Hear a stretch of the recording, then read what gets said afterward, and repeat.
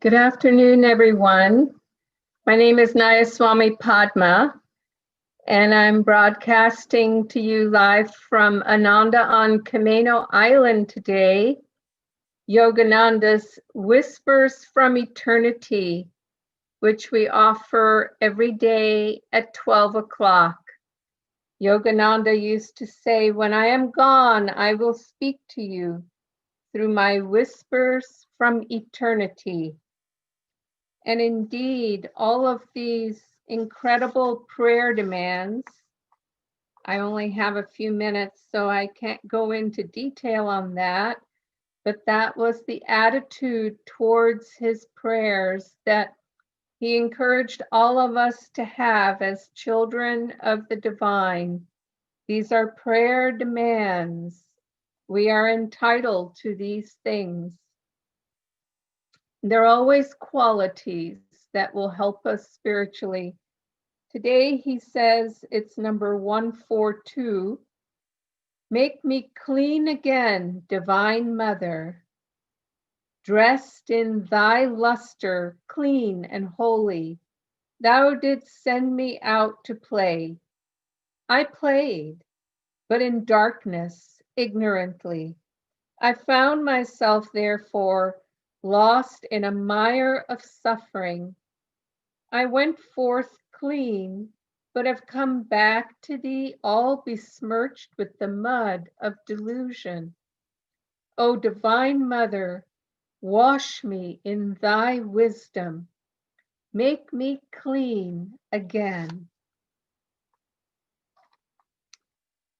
This one is particularly dear to my heart because, well, I'm at least a double, and depending on Vedic or Western, even a triple Pisces.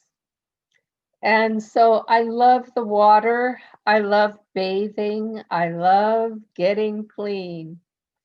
But the interesting part to me, not to personalize it too much, but my most inspired ideas and thoughts tend to come in the middle or at the end of my shower every day.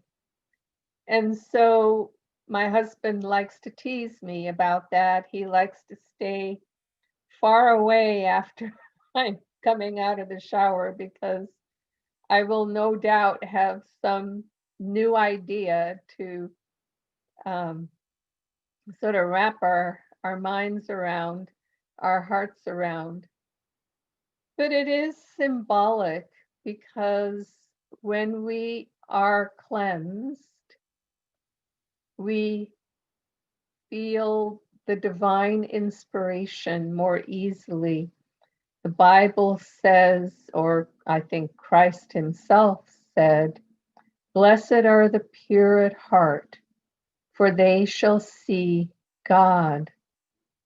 And so the pure heart really means the still heart, the heart that is without desire, without judgment, without prejudice, without preconceptions or ideas or preferences, likes and dislikes. All of those things reside in the heart. They also reside in the mind. And when the mind is cleansed and becomes still, it experiences wisdom, like the reading said this morning, the prayer demand. And so that still point is what we're trying to reach, that cleansed point, that clear, that stillness through the many paths of yoga, the 4 key paths, the path of wisdom, as I just described, by stilling and cleansing the mind, the path of the heart, or bhakti yoga, is the other. The wisdom was jnana yoga, stilling the heart, as I just described. There's also stilling the heart and mind through selfless service, through karma yoga, through action without desire to the fruits of our actions.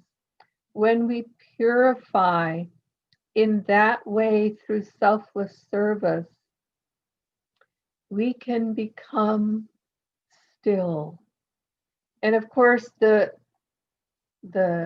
combination of all of that in the path of Raja Yoga. In all these ways, we can become still.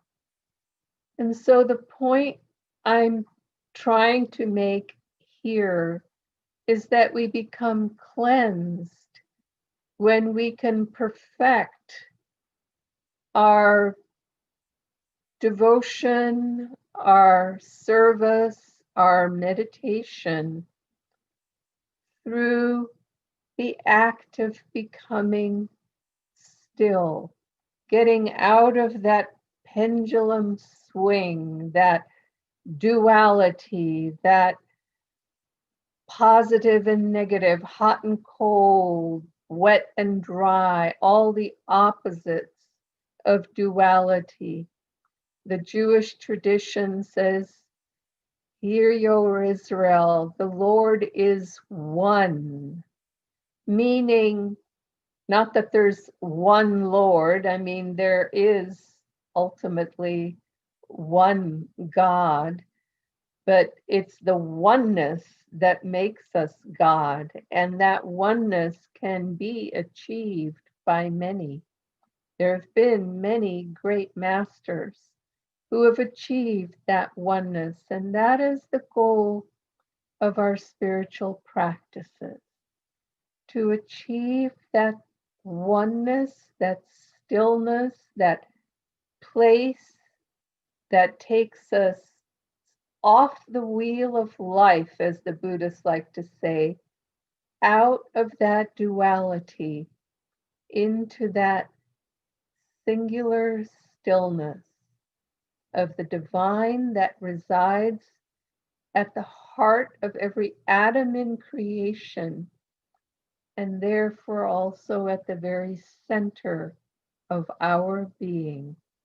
Joy to you, and we'll see you again tomorrow at 12 o'clock.